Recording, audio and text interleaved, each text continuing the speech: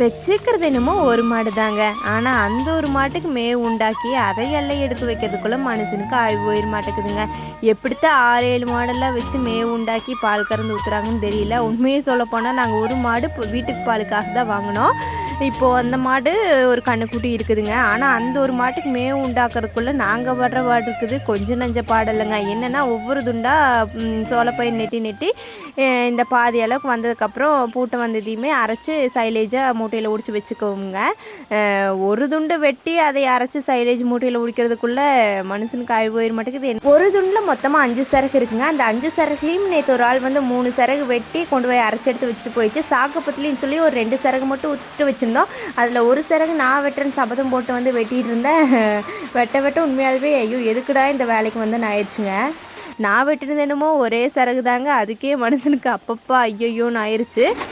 அப்புறம் இன்னொரு துண்டு ஆள் இருக்காங்க, அவங்க வெட்டிட்டு எல்லாத்தையும் தூக்கிட்டு வந்து போட்டு அரைச்சி சைலேஜ் மூட்டை எப்படி இருக்குன்னா பை இருக்கும், அதுக்குள்ளே கவர் இருக்குங்க. ஃபுல்லாக கவரில் போட்டு நல்லா காற்றி உள்ளே போகாத அளவுக்கு டேக் போட்டு வச்சிட்டோம்னா அழுகாதுங்க. அது ஒரு மாதிரி புளிச்ச மாதிரி ஆயிரும். பட் அது மாட்டுக்கு போடும்போது ரொம்ப ஹெல்த்தியும் கூட, பாலும் நல்லாயிருக்குன்னு சொல்லுவாங்க. ஆனால் எங்கள் மாட்டில் பார்த்திங்கன்னா பால் அவ்வளோ போல் வரதில்லைங்க. அது என்னமோ ஒரு 2 லிட்டரு 3 லிட்டரு அவ்வளோதான் கறக்குங்க.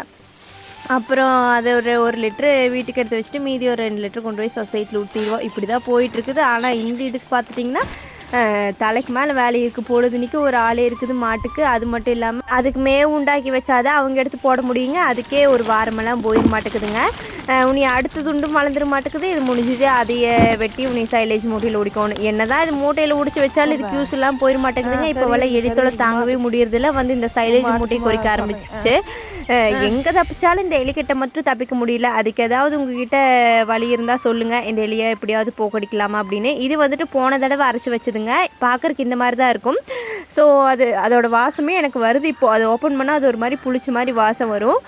போட்டுட்டோம்னா சாப்பிட்றதெல்லாம் நல்லா சாப்பிட்டுங்க. நீங்களும் ட்ரை பண்ணி பாருங்கள். வறுத்துட்டு இதெல்லாம் போடுறதுக்கு இது எவ்வளவோ பெஸ்ட்டுன்னு சொன்னாங்க.